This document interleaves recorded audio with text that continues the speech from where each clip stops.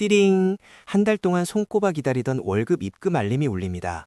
스마트폰 화면을 보며 입가에 미소가 번지는 것도 잠시, 불과 몇 시간 뒤 통장 잔고는 마치 신기루처럼 스르르 사라져버립니다. 신용카드 대금, 교통비, 통신비, 그리고 언제 가입했는지도 가물가물한 각종 구독료들이 마치 약속이라도 한 듯이 내 피 같은 돈을 무자비하게 빼가죠. 도대체 내 월급은 다 어디로 증발해버린 걸까? 직장인이라면 누구나 한 번쯤 텅 빈 통장을 부여잡고 깊은 한숨을 쉬어본 적이 있으실 겁니다.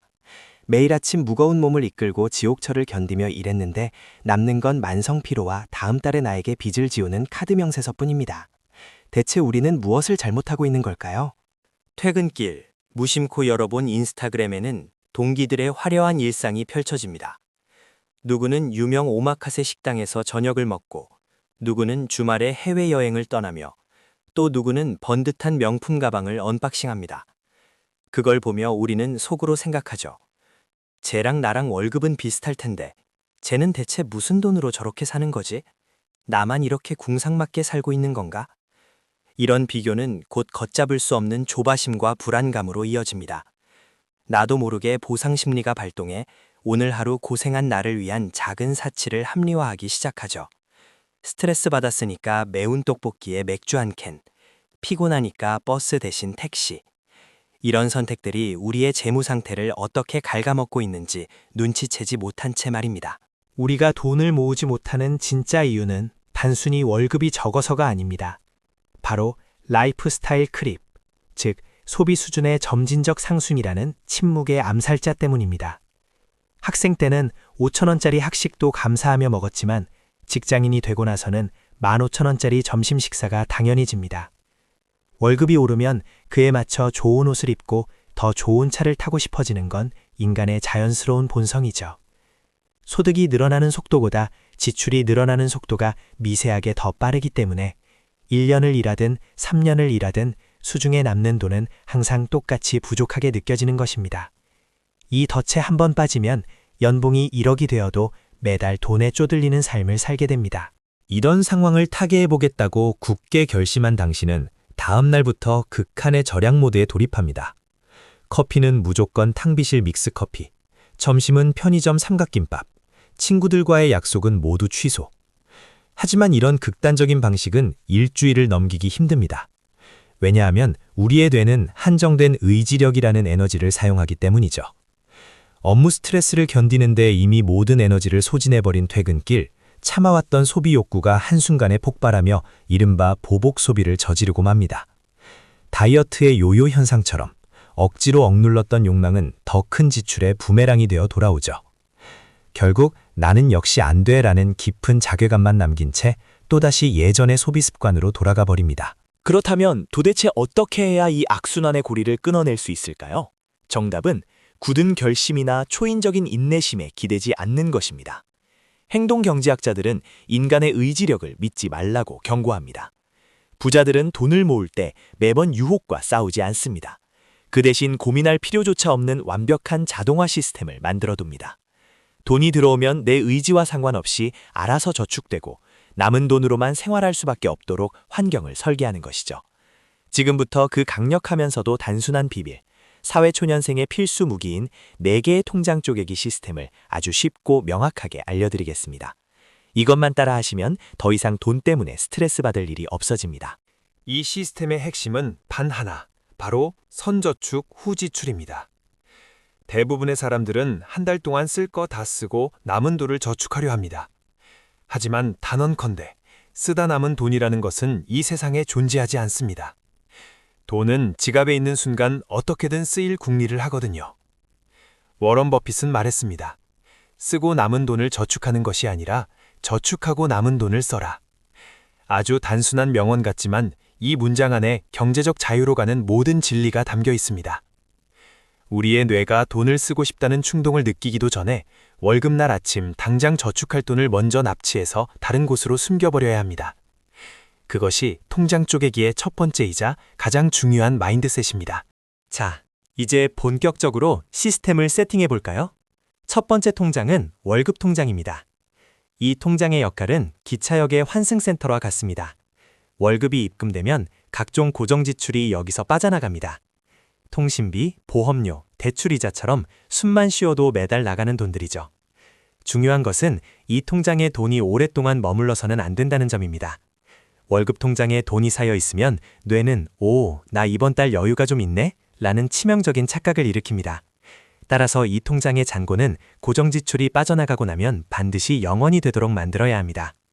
월급이 들어오자마자 각자의 목적지로 돈을 뿔뿔이 흩어지게 하는 자동이체를 설정해 두는 것이 핵심입니다. 두 번째 통장은 우리의 미래를 든든하게 지켜줄 저축 통장입니다. 이 통장은 월급 통장과 전혀 다른 은행의 상품을 사용하는 것을 강력히 추천합니다. 왜냐하면 눈에서 멀어져야 마음에서도 멀어지기 때문이죠. 매일 사용하는 은행 앱을 열었을 때 저축된 금액이 자꾸 눈에 띄면 돈이 급할 때 이거 살짝 헐어서 쓸까 하는 악마의 속삭임에 넘어가기 쉽습니다.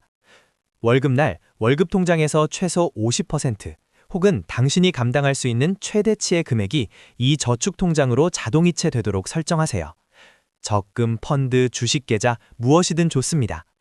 이 돈은 당신의 미래를 위해 미리 지불하는 절대 건드려서는 안 되는 성역의 자금입니다. 세 번째 통장은 여러분이 가장 좋아할 소비 통장입니다. 식비, 교통비, 쇼핑, 문화생활 등 한 달 동안 당신이 생활하는 데 필요한 돈을 넣어두는 곳이죠. 이 통장의 매력은 바로 죄책감이 없다는 것입니다.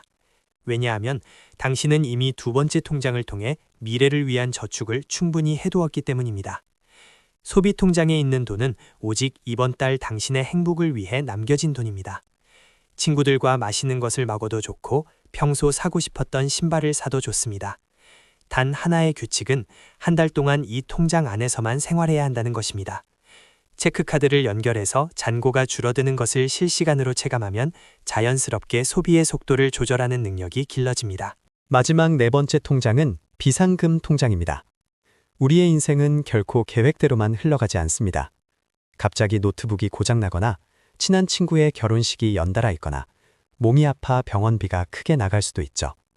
이런 돌발 상황이 발생했을 때 비상금이 없다면 어떻게 될까요?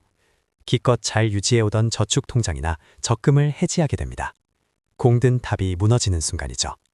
이를 방지하기 위해 평소에 매달 조금씩 돈을 모아 내 월급의 3배 정도 되는 금액을 파킹 통장이나 CMA 계좌에 넣어두세요. 이 비상금 통장은 당신의 재무 시스템이 외부의 충격에 흔들리지 않도록 든든하게 지켜주는 최후의 방어막 역할을 해줄 것입니다.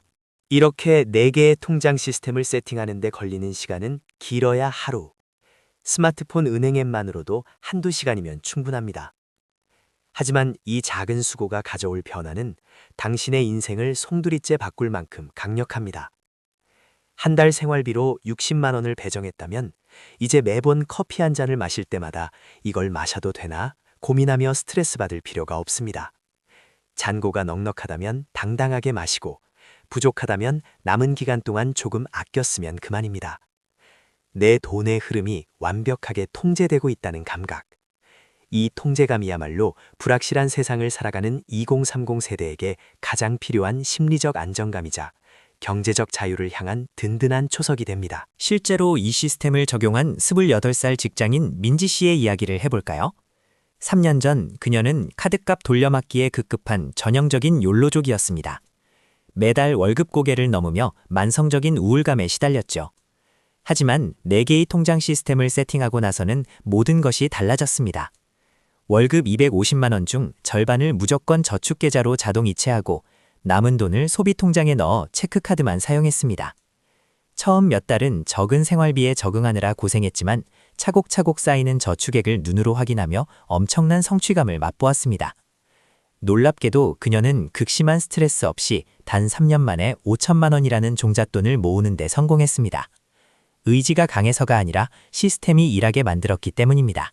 여러분, 투자의 세계에서 가장 무서운 마법은 바로 복리입니다. 그리고 이 복리의 마법을 부리는 핵심 재료는 다름 아닌 시간이죠. 2030 세대에게는 아직 많은 시간이 주어져 있습니다. 지금 당장 한 달에 50만 원, 아니 30만 원이라도 좋습니다. 이 자동화 시스템을 통해 돈이 스스로 모이게 만들고 그 모인 돈이 굴러가도록 세팅해 보세요. 10년, 20년 뒤의 결과는 상상을 초월할 것입니다. 명품 가방 하나, 고급 외제차 한 번 타는 찰나의 기쁨과 당신의 평생을 좌우할 경제적 자유를 맞바꾸지 마세요. 부자는 많이 버는 사람이 아니라 들어온 돈을 잘 지키고 불리는 사람입니다. 당신은 지금 어떤 선택을 하시겠습니까? 영상을 보며 내일부터 당장 완벽하게 시작해야지 라고 부담을 가질 필요는 없습니다. 처음부터 소비를 절반으로 줄이려고 하면 부작용이 생길 수 있습니다. 이번 달은 월급의 10%만 떼어 다른 계좌로 자동이체를 걸어두는 것, 딱 그것 하나만 실천해보세요. 그것이 익숙해지면 다음 달엔 20%, 그 다음 달엔 30%로 조금씩 늘려가는 겁니다. 중요한 것은 금액의 크기가 아니라 내 돈을 내 의지대로 통제하기 시작했다는 방향성입니다. 내일 아침 출근길, 지하철 안에서 딱 5분만 시간을 내어 은행 앱을 켜고 자동이체 버튼을 눌러보세요. 그 5분의 작은 행동이 여러분의 10년 뒤 인생을 완전히 다른 궤도로 올려놓을 거라 확신합니다. 돈 관리를 한다는 것은 단순히 짠돌이, 짠순이처럼 궁상맞게 살기 위함이 아닙니다. 내가 정말로 원하는 삶을 살기 위해 돈이라는 제약으로부터 자유로워지기 위한 가장 적극적인 행위입니다. 라이프스타일 크립이라는 무서운 암살자를 피하고 시스템의 힘을 빌려 현명하게 돈을 모아가는 여러분의 새로운 여정을 진심으로 응원합니다. 오늘 말씀드린 4개의 통장 시스템, 꼭 한번 스스로의 삶에 적용해 보시고 달라지는 마음의 평화를 경험해 보시길 바랍니다. 오늘의 이야기가 당신의 통장 잔고를 지키는 데 작은 도움이 되셨다면 구독과 좋아요 버튼을 눌러주세요. 그리고 지금 바로 캘린더를 열어 내일 날짜에 통장 쪼개기 설정이라고 메모해보세요. 작은 실천이 큰 변화를 만듭니다. 시청해주셔서 감사합니다.